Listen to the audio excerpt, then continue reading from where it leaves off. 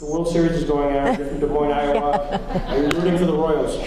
Well, I was rooting for the Giants for a few days because I was in San Francisco, and then I was in D.C. with my family who are from Missouri, so I switched over. I don't know. Now I'm confused. It's 3-2 Giants. They're going back to Kansas City. So where are you? Do I have to make a decision? Yes. Okay, I'll say Kansas City. Come on, Kansas City. I am a Missourian after all. Yeah. So you were included in the book, 101 Changemakers, Rebels and Radicals Who Changed United States History, along with Rosa Parks, Mark Twain, Albert Einstein, Martin Luther King, and Mary Beth Tinker. Does that strike you? I mean, here you are. Yes, it strikes me. I can't believe it. It seems crazy. I mean, I was a very, very ordinary child, and I had been raised in the church. My father was a Methodist minister. And so, you know, we were raised to believe in peace and brotherhood and all of those wonderful Christian messages. And I just thought that's what you're supposed to do. I didn't feel like I was Rosa Parks. I was way shyer than she was. I was a very shy child, actually. So you grew up in a family, and talk about your family. Talk about your mom and dad. My family. Well, my dad was really a great person. He had a lot of integrity, and my mother as well. But my dad was a minister, as I said, and he grew up in Hudson, New York, not that far from here. So we used to come here a lot to visit his family in the town there. And then he became a Methodist preacher, and my mother was real involved with the Methodist Church also. She grew up in South Texas. And I mean, they weren't political people particularly. They just really believed in the message of the faith, and that what you should do in life is to try to bring heaven to earth. You should try to bring these messages down to earth and to make it real on earth. Don't wait till you die. That was kind of there. Ultimately, your dad had to, he changed his religion, his denomination, if you will, from being a Methodist to a Quaker. Why? Well, he didn't actually change. He remained a Methodist minister his whole life, but when we were growing up in a little small town in Iowa, it was called Atlantic, Iowa. I was 5 years old when this happened. What it was, the swimming pool down the street wouldn't allow black families to swim there. Well, there were only 1 or 2 black families in Atlantic, Iowa, but they couldn't go swimming in the summer because it was for whites only. And so my father didn't think that was right, and he went to the authorities with, I think, some kids from the church, and they complained about that. That got him in a little bit of trouble, actually. They said, you know, well, that's the way we've always done things here. And so he lost that church. He got put out of town, in fact, and we had to move. He lost his house because, you know, the parsonage went with the church, and so we had to move. I was 5 years old. I just started kindergarten in a new city, Des Moines. And there again, my father and my mother spoke up for their Christian ideals there to start inviting some of the black neighbors to church. We lived in sort of a mixed, racially mixed working class neighborhood there in Des Moines on the east side. And so my dad started inviting, you know, we could bring our friends to church even if they weren't white. And he was unpopular for that, and he lost that church. So then we became Quakers, was what happened. He got a job with the Quakers, and that was a better fit for him. You got caught up in the civil rights movement. Yeah. Your parents were involved in the freedom marches, freedom songs? Yes, yeah.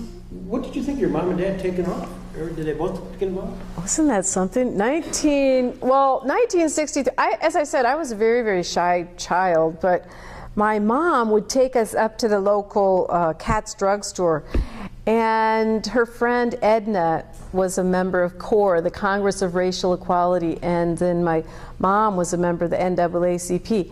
So they would pick it up in front of the drugstore singing these songs like, oh, I woke up this morning with my mind set on freedom, and they'd be marching up at the store back and forth. And so they took us kids with, you know, my mom would take us kids with her, and we started thinking it was kind of fun standing up for what you believe in.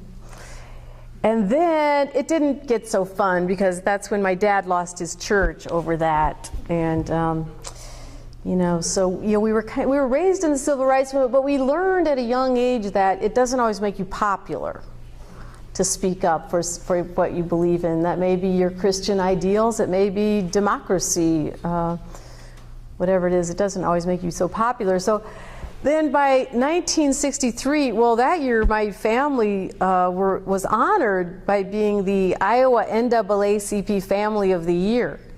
Yeah.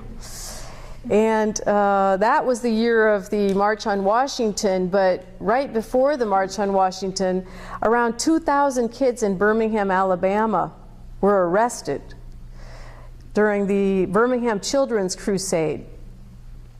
Well, that year, Martin Luther King was down in Birmingham in jail, writing his famous letter from Birmingham jail, and trying to get the adults to, you know, fill the jails and speak up against segregation there in Birmingham was one of the most segregated cities in the United States.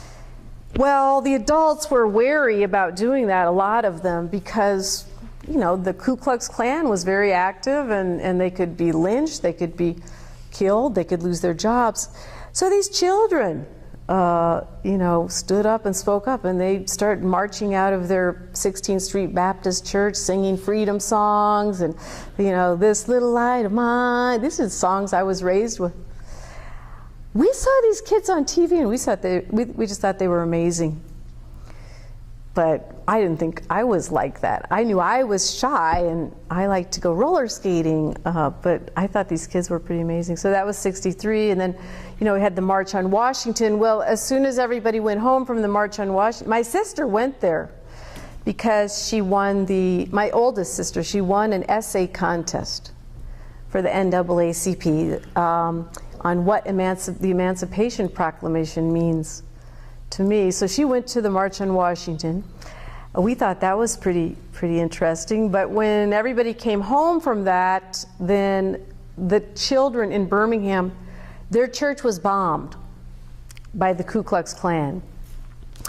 And 4 little girls were killed. They were about the same age as my sisters and brothers and I. I think one was 14 years old. I think 3 of them were 11. I mean, they were young girls like us. And so that year in Des Moines, there was a memorial service that was held for the little girls. And our friend, Chris Eckhart, his dad wore a black armband to mourn the death of those 4 girls. And we have a photo of him wearing that armband.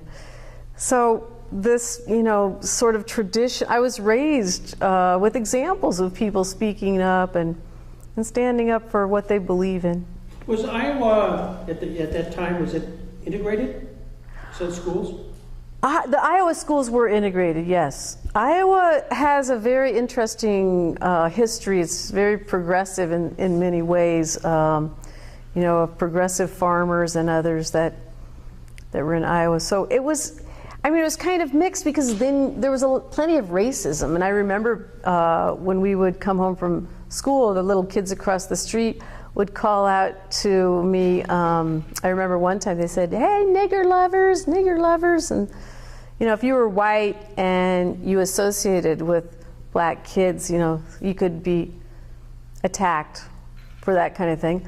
But then on the other hand, it was integrated in a lot of ways because we went to school with black kids and had black friends, but it wasn't always so popular. Your mom and dad were caught up on the Nonviolent Coordinating Committee, SNCC, and Robert Moses. Yeah. In fact, I'm going to be at Allegheny College. There's some Allegheny teachers and students here. Robert Moses will be there. Is there a question you want me to ask Robert Moses about your parents? You know, it's funny. I just saw Robert Moses about 2 weeks ago because he was in Ohio. There was an anniversary. In 1964, he had this great idea. He was a young college student from New York. Did he go to Allegheny? No. Oh, I wasn't sure. Anyway, he had been a student in New York, and he went to Mississippi and got involved in the civil rights movement there in, I think, 1961 and 62 during the Freedom Right, so then he had this idea, and a couple of other people did too, they together, to get college students from all over the country to go to Mississippi to help register black voters, because there were only about 4% of blacks there who were registered, although the state of Mississippi had something like 48% African American residents.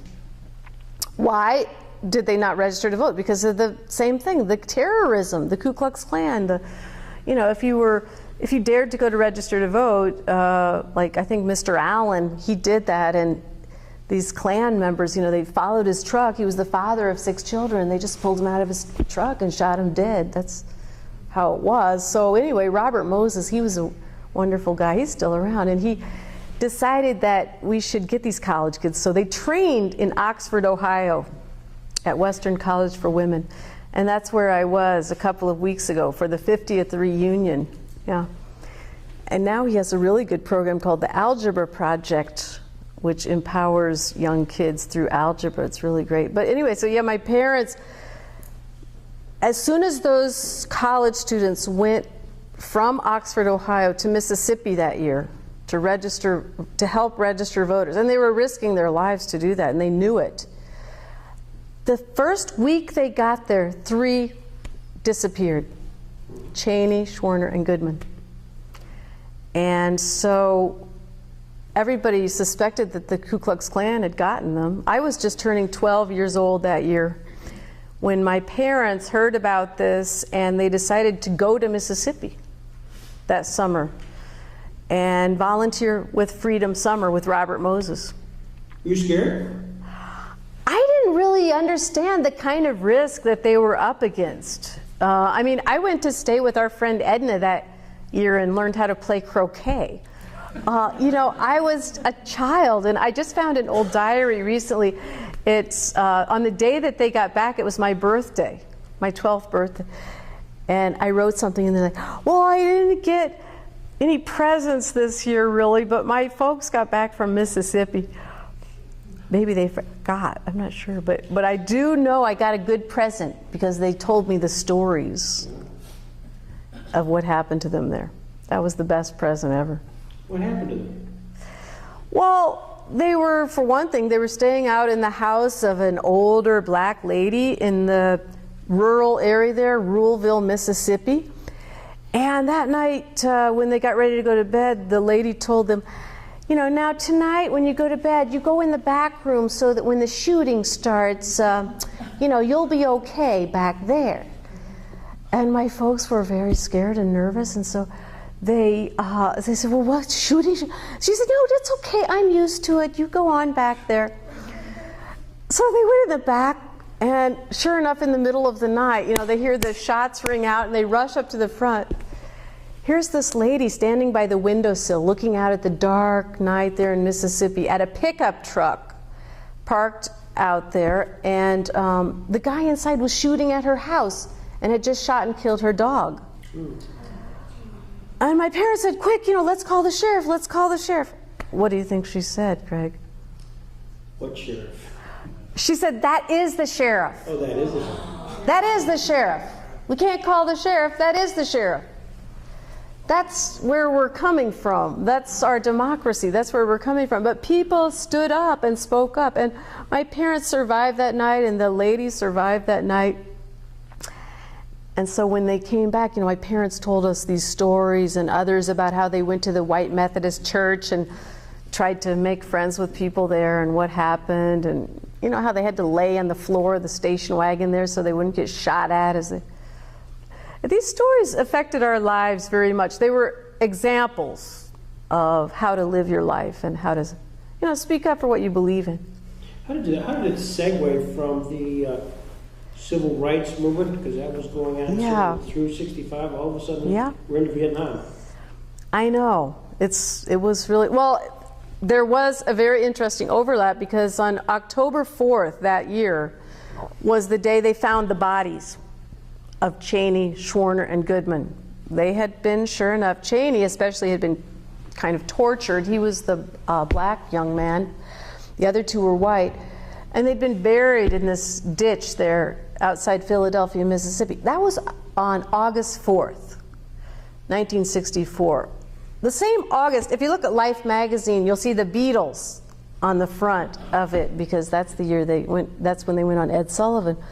But at that same time, that very same day, out in the Gulf of Tonkin, there was a U.S. Navy ship that claimed that it had been attacked by the North Vietnamese. And so the Congress passed the Gulf of Tonkin Resolution. And now a lot of people believe that that ship never was attacked. You know, but it didn't stop the Congress from escalating the war. And so now on TV we saw, you know, we still saw the civil rights, you know, we had Selma and Montgomery, all of this was happening, but still, now we saw the war all the time. And there was a broadcaster named Walter Cronkite who would come on every night and say, you know, the body count today in Vietnam was 8 soldiers. There were 8 killed today. Next day. So, you know, it just kept going on. And us kids, we saw these horrible images. We were already sad about, you know, Birmingham, Cheney, Schwerner, and Good, all this. Now we saw war on TV all the time. The bombings, the napalm, the children running from their huts on fire. It looked like the whole world was on fire. And by now I was 13. It was Christmas time. And we were, you know, what did we learn? By now we're Quakers. We were learning about pacifism and peace, and of course the message of Christmas, which is always love and forgiveness. But what do we see on TV? Hate, war, bombing.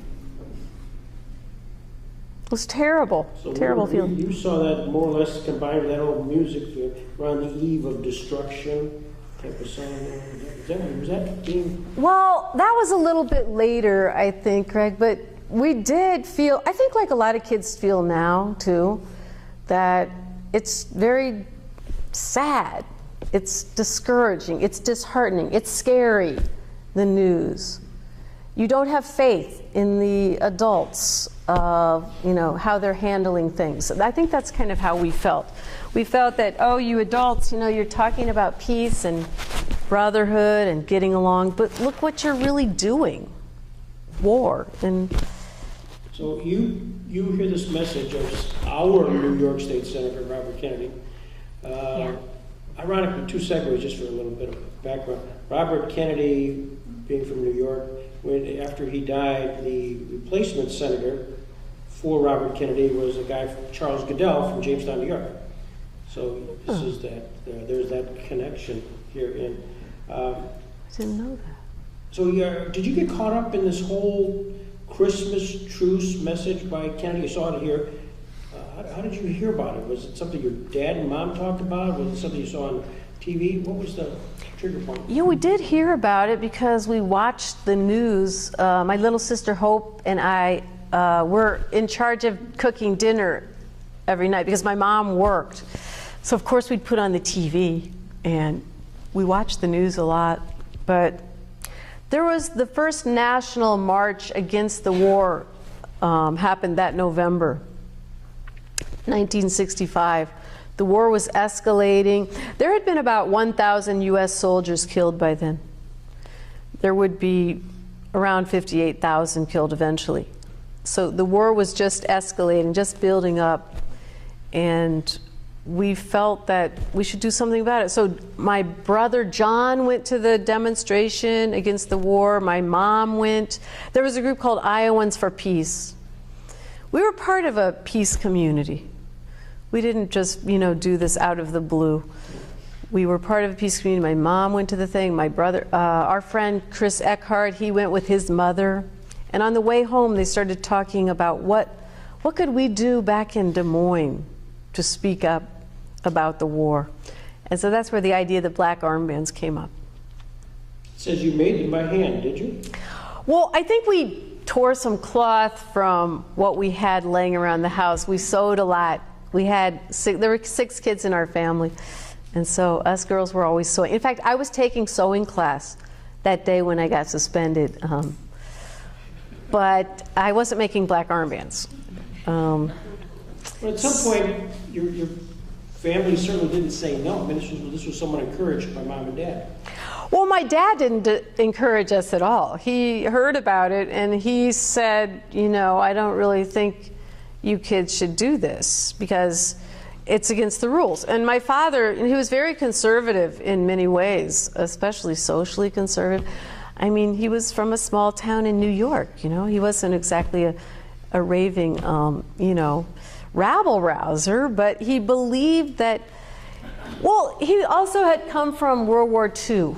And this is where I think Robert Jackson also, you know, was very influential in a way because they had been through World War II, World War I. They had seen the Nuremberg trials. They heard, you know, the Eichmann only followed orders.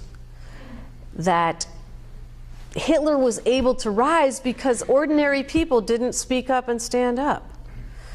And so my father believed that people of conscience need to speak up so that we don't have a Hitler, so that we keep our democracy strong.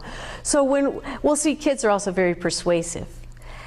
And so we were able to, you know, tell my dad, you know, but it's our conscience. We're sad about this. My brother said that he told my dad, well, yeah, it's just a little black cloth, but there are people in Vietnam dying.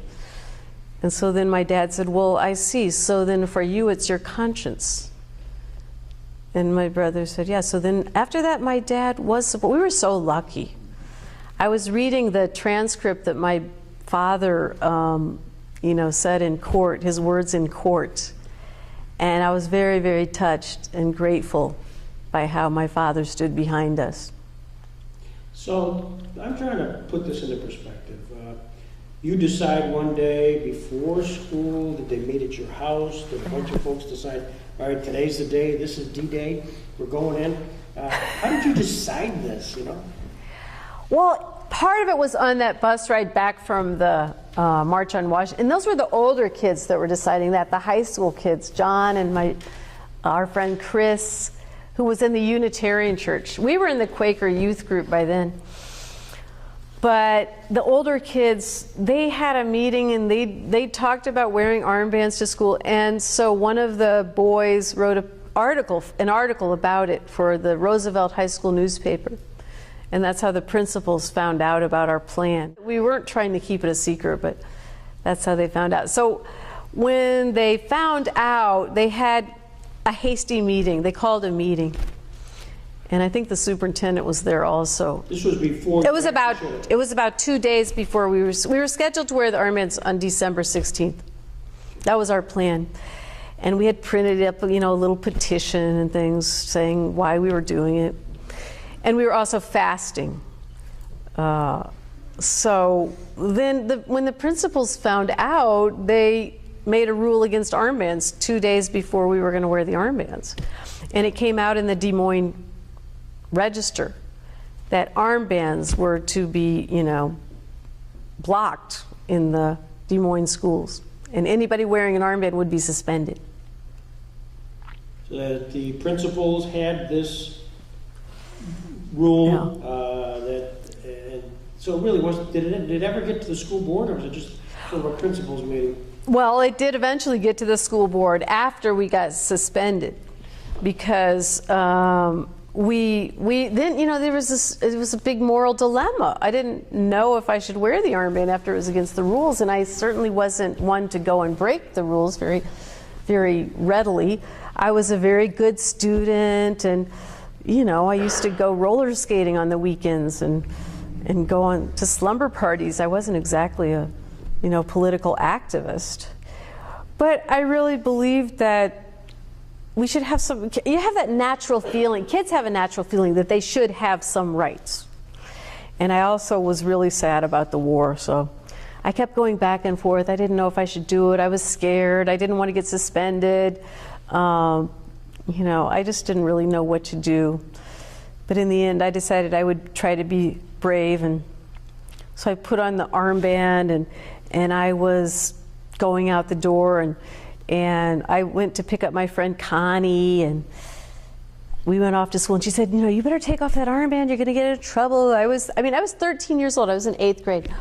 And so I said, but Connie, you know, I explained about the war and everything, And then little by little, I kept explaining to the kids that I would meet when they would say, you know, you better take off that armband. And I would explain, and then I was building up my confidence slowly but surely. So you go to Warren Harding Junior High. Your brother's off at Roosevelt High School. So this was a two-pronged approach here? Well, my big brother, who helped plan this whole thing, the day that we were going to wear the armbands, I left for school first. After I left for school with my armband on, he decided, you know, I think I'll wait. Nice. Yeah. Until, you know, let's see what the school board says. Maybe we can change their mind. So he didn't wear his armband that day. And he called Chris Eckhart and said, you know, Chris, I think we're going to try to, you know, see what the school, maybe they'll change their mind. And Chris said, well, I'm wearing my armband. So he went off to school. I went to school. A couple of other kids, Chris Singer, I think Bruce Clark was suspended. Only a small handful of kids. And now the next day, well, then I was so nervous and scared, and I knew when I got to, well, after sewing class, I had lunch with some kids that were kind of teasing. Well, the boys' table. They always sat behind us, the girls' table. And so they started teasing me and saying, I want an armband for Christmas, but I always ignored them. And so then when I got to my math class, I knew I was in trouble because my favorite teacher, Mr. Moberly, had already warned us the day before that if you dare to wear armbands, you're going to be suspended tomorrow. Anybody. So sure enough, there he was standing by the math class door with a pink slip in his hand. You knew you were coming. Yeah, that was it. So then you sent down to the principal's office? Yeah, I went down to the principal's office and I saw Mrs. Tarman, the girls' advisor, and she said, Mary Beth, I'm really surprised, you know, at you. You're not like, you know, this. You should take that armband off right now. So in a great stand of courage and conviction, I took that armband and I took it off. And I gave it to her. I looked around the office and I looked at her and I was nervous and I was scared. And I had about that much courage and it had just run out. That was it. So then she said, well, you know, since you wore that armband, you're going to be suspended anyway. So, I mean, I wasn't exactly the, you know, image of the courageous, strong, yes, go up to the, I mean, and in a way, that's my message as I travel around talking to students too, is that you can make a big difference with just a little bit of courage. You don't have to be Rosa Parks, you don't have to be Martin Luther, you just be you, and you can still make a difference. Then the next day, your brother actually had enough nerve to do it? Well, yeah, I think he had enough nerve. He just really believed that he could change the school board's mind. So he tried to call the people at the school board, and they said, well, this isn't important enough, so wait for the regular meeting in January. And then he decided he would wear his armband. So he got dressed up for the occasion. He put on his best suit. Oh, nice. Yeah. But the problem was nobody could see the armband because he had a black suit. So then sometime around noon, I think he decided he better take off his suit coat, and then on his white shirt, they noticed it. And then he got suspended as well. So you come home that day, and what do you say to Mom? Yeah, I mean, it was really crazy because I had no idea exactly what they were going to say. Or I mean, I knew my mother would probably be pretty understanding because she was very much upset by the war, and some other people started gathering at the house, and I'm not sure how the reporters found out exactly about it, but reporters found out about it, and it had been in the paper for a couple days. It was kind of building up, the controversy, so people were meeting and trying to decide what to do, and you know, they said, well, the ACLU of Iowa, the local chapter, one of the women in the chapter made it her mission. She said, no, that's not right. Those kids should have a right to express themselves. They weren't hurting anyone. And so the ACLU took the case, and they told us to go to the school board and try to negotiate, which we did. And 2 of the school board members did vote for us, but it wasn't enough. Were you scared when you saw that little video? Did somebody call you and threaten you? Yeah, it was crazy because we were standing up for peace. We were wearing our armbands for peace.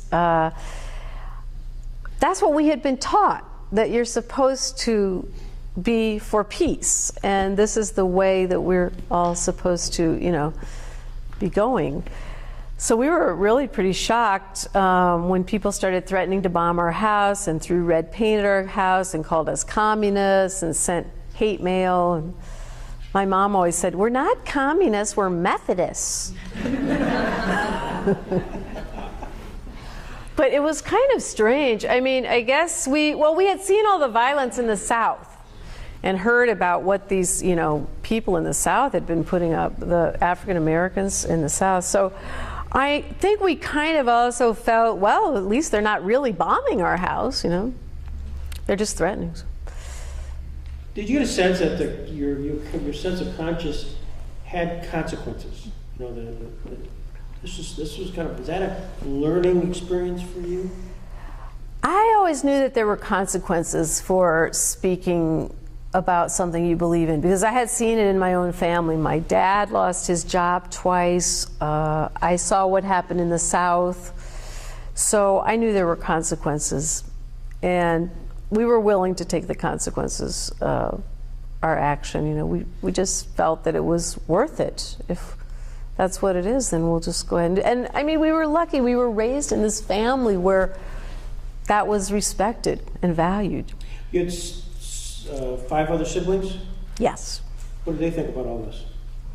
Well, my little sister and brother, Hope and Paul, Hope was in 5th grade and Paul was in 2nd grade. And they said, "We want peace." And so they had armbands on too. They went to elementary school with armbands.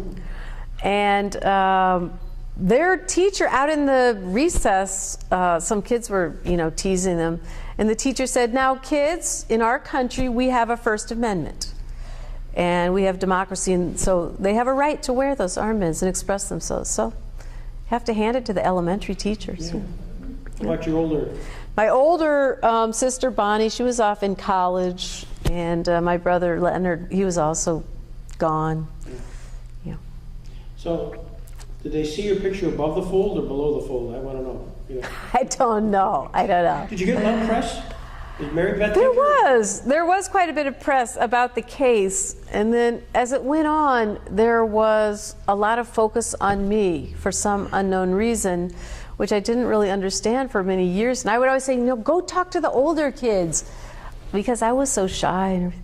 But then I just decided maybe that it was because I was the youngest. And I did have this cute little flip too, Yeah, I figured that's probably half the reason they kept, asking. But I mean, and then at a certain point, I mean, it really was more about, now what do I do with this experience? How can I use this experience? I was taught to, Lord, make me an instrument of thy peace. That's the way I was brought up. And so I thought, well, how can I use this experience now, to make things better for kids? I grew up, I became a nurse. I didn't know this case was so important or was a landmark case. One day I was studying for my nursing exam, and there's the case in my nursing school book. I think that's kind of when it started dawning on me that this was kind of important, this case. But I started working as a nurse, and I mostly worked with children and teenagers. And, I started to see firsthand how kids are not treated right in our society. Kids aren't really a high priority too often in our society. Like, of all age groups, who is most likely to live in poverty, children, things like that. Did you ever have to testify at the district court level? Did you? Yes, we did testify. And I mean, I remember mostly the school board lawyer would, try to make it seem that it was all my parents doing, and that who pinned the armband on you and things like that. But what they didn't realize is my parents, they influenced us so much that by that time my parents it didn't matter who pinned on the armband. They had raised us with their example. And so yes, they did influence us, but it wasn't that they made us do it or had the idea for us to do it. You lost at the district court level, you lost at the Court of Appeals. But at some point, did the ACLU attorneys come in and say, "We're going to take this all the way"? Do you remember that? Do you have any? Yes. Yeah, they did. I mean, that was the amazing thing about it, because here were these high school kids who were going to be drafted in a year or two, sent off to Vietnam, possibly killed, and the district court and the appeals court was telling us, you know, you cannot wear a little piece of black cloth on your arm to say how you feel about this war. So yeah, we lost at both levels, and it was appealed. And the whole thing has a connection to Freedom Summer in another way also, because when those three were killed in Freedom Summer, Cheney, Schwerner, and Goodman, some high school kids wore buttons to school to protest. The buttons said, "One man, one vote." It's why we needed a Voting Rights Act, because of all this. And so those kids were suspended, and their case went to court. The name of the case was Burnside. Soon before we lost, they won their case in Mississippi at the appeals level. So you had the appeals court in Mississippi ruling in favor of kids' speech, and then the appeals level in our case ruled against it. So it was a good setup for an appeal to the Supreme Court. The conflict occurred. Did you go to the oral argument? Yes, I did. Where would you walk into this unbelievable edifice? What did you think? It was just, I mean, amazing. I had just started at a brand new high school about a month earlier in St. Louis. I was a junior in high school, so I was so preoccupied with, you know, just various issues of adolescence, like, you know, who I was going to have lunch with, who I was going to make friends with in algebra class, things like that. So I really don't remember most of the oral arguments. I was just, you know, immersed in I think in the shock of just having moved and being in a brand new school. But I remember the judges up there, the justices, and just being in this amazing place. And I've had a chance to go back there several times since then, and it's quite an experience. At some point, you either hear on the radio or you read in the newspaper that you won. Talk about that experience. That was really great. I was, you know, a junior in high school. As I said, I'd just been in my new school a few months, and I was really surprised. I didn't think that these important judges would rule in favor of kids. Especially, you know, I didn't think you could go up against someone like the math teacher and, you know, break a rule, and that some important judges at the Supreme Court would say that, yeah, that's right, kids can speak up. And so I was really happy and surprised. I just saw a letter from my mother to my father because he was out of town. And she said, "Honey, we won the case." And I went and got some ice cream and soda pop for the kids. We had a little celebration. I think my dad was at the Paris peace talks, actually. Really? With the Quakers. Were they like NGOs there, observers? Well, he was with the Quakers by then, and yeah, they sent, you know, people there. That was an interesting thing. It was really, yeah. So this is 1969, obviously a year earlier during the primaries, presidential primaries, Robert Kennedy, who was really the inspiration behind what happened, was assassinated. Did that rock your world? Yes, very much. Well, what really rocked our world also was all of the events going on during that period. The war, the escalation of the war, the just endless news, the horrible news of the war, and you know, you have Robert Kennedy's assassination, Martin Luther King. It was just this terrible time of great racial tension, great inequality, war, a time a lot like now. Are you discouraged? Yes, I am discouraged. I mean, I'm also optimistic because I believe that one day we will have peace, that it may take many, many, many years, but that we will evolve towards a peaceful way of you know, living in the world. And I get very optimistic by all of the young people that I meet all over the country, and adults also, but especially I have been very privileged to spend a lifetime with young people. And so they keep me feeling optimistic. I see so many wonderful things that kids are doing. Kids I met in Boise, Idaho, who have, you know, started a program so nobody eats alone at lunchtime. So everybody has a friend to little things like that. Our kids who are speaking up in Ferguson, kids that I was with at Stony Brook a couple of weeks ago, young journalists who have a journalism literacy program there, news literacy, and they have their school newspapers, and they're speaking about so many things in their school newspapers, whether it's immigration or fracking, the environment. Young people, I think there's really something going on in the country where a lot of young people are on the move and want to have a say about the issues that affect their lives. It's very heartening. When we talked in St. Louis last year, you told a story I want you to share about your son, Lenny, I believe. Yes. Came in one day with a T-shirt. Oh, no. Well, yeah, see, all of this comes back to get you, because when my son was a teenager, he had a shirt that, now imagine, there's a nurse on the front of it wearing a bikini, okay? Well, she does have her nurse. I'm following you. She has her nurse's cap also, but she's wearing a bikini and spike heels. So, and she's holding a big injection, so I couldn't figure out why she was dressed like that for work, but, and she's saying, "Come on, baby," it's on the shirt. So he's in high school, and I said, "Now you're gonna go right back in your room right now and take that shirt off. It's insulting to nurses, you're not wearing that to school." He said, "Oh, Miss First Amendment." Yeah, little Miss First Amendment, yeah. How's it feel? How did it feel? Well, it felt like I knew that in the end he did wear that shirt, because he was at the end of his senior year, and I had pretty much lost control by that time, actually. But I mean, it felt like it has the whole time since we wore the armbands. That these are very complicated things, and a lot of times there aren't easy answers, and it's not always a black and white answer. Someone called me not too long ago from the Des Moines schools, and they said these kids are wearing swastikas to school. How do I feel about that? Some of these things, they're not easy answers, and these things are decided in our democracy by human beings. And so, there's no book you can just go and look up the answers to a lot of this stuff. For the Jackson Center purposes, the Tinker versus Des Moines case is a direct lineage of the West Virginia versus Barnett.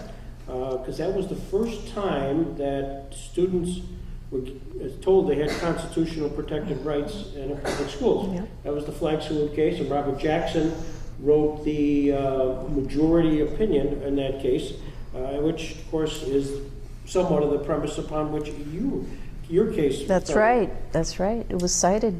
So it's the Tinker versus Des Moines, and Justice Fortas writes the opinion. What's it say? What's it really say for the benefit of the students that are here? What's the precedent of your case? The ruling was written very eloquently by Abe Fortas about what education should be. The idea that education is not just the teachers coming in and pouring in information into the students' heads. It's a dialogue between people of mutual respect. He said that schools should not be enclaves of totalitarianism, that neither students or teachers leave their constitutional rights to free expression at the schoolhouse gate, and that also the idea that in our society, yes, there may be some fear of a disagreement or a disruption, but in our society, we are willing to accept that risk for our democracy. And also, one of my favorite lines from his ruling was that students are persons under our Constitution. I love telling students that good news, that they're persons. Yeah. It was a very beautiful ruling. We have teachers here, we have administrators here, we have students here, we have a whole boatload of folks in the education world, and you'll be seeing a lot of them tomorrow, of course. Why do they pay so much attention to this case? Well, I guess it's because of the precedent of the Barnett case, which was very important, saying that students do have rights in the schools, because it needs to be decided anew all the time. What are the rights of students? And we have a sense in our country and in our world that if we're going to make progress and if we're going to grow towards a better, peaceful world, we need the voices of young people, the ideas, the creativity, the problem solving. And so if they're suppressed and censored, we're all cheated, the young as well as the old. So it's very important to always press forward, you know, for kids to have more rights, for kids to have more say in our world, because without it, we're really not going to solve the problems that we have without young voices. You've had this Tinker Tour for some time. Yes. And do you get a question sometimes you just haven't had? Well, yeah, sometimes I get really crazy questions, like, what did the buffalo say to his son who's going off to college? Bye, son. That was last week, but so I mean, you know, come on. Yeah, see, I know. Yeah, see. So I always get the unusual questions. I mean, sometimes people ask questions, you know, that are. Oh, I've had kids, I'm a nurse, I work with kids, so questions that have to do with, well, what about your rights at home? You know, maybe a child is being mistreated at home, and they may start talking to me about that. And of course, you know, then I have to follow up on that in sort of a clinical way. You teachers know what I'm talking about. You can't just let that go. You know, sometimes kids say, well, a lot of kids ask, well, what happened with your friends? Were you unpopular? Did the teachers get mad? Did, you know, what happened to you after that? Black armband, peace. Yeah. And you're walking around a pretty conservative area in Iowa, Midwest. I can't believe you were invited to the VFW. Well, I also worked at the VA as a nurse. It was my first nursing job. I mean, I realize that, but back then, was there really backlash? There was some backlash. Some people felt that we were being unpatriotic, and there was some bad feelings about it. But we would always try to explain, we're not being unpatriotic. We do love our country, but we don't agree with what the government is doing. And that's different. You have to separate that. We have a proud tradition in our country of dissent, of being able to criticize your government. And it's important to keep that alive and to let people know that it's okay to do that. The Tinker ruling, it says here, is still cited in nearly every student First Amendment case. Almost all American civics and history textbooks refer to it. There's Tinker versus Des Moines, and you're Mary Beth Tinker. You're the face of that particular case and that precedent. Do you feel an obligation here? Do you feel a burden? I don't feel a burden. I feel like it's a great gift to be able to encourage students to speak up and stand up and let them know this experience. And I have so many other stories I love to tell them about other kids all through history who have spoken up. One of my favorites is about a little bad boy named Ben Franklin who spoke up for what he believed in, and he was chased out of Boston to Philadelphia. And I have so many stories. I can tell them about little Isabella from New York, who was a slave girl who grew up to be Sojourner Truth. So yeah, I love telling kids stories, and yes, I do feel an obligation to use whatever it is you have, your experiences, your talents, your gifts, to try to make a better, more peaceful world and encourage kids. I just like kids, so I want them to have a say. Well, you're an amazing representative, and I'm sure the family is justly proud. And by the way, how's the Tinker Tour doing?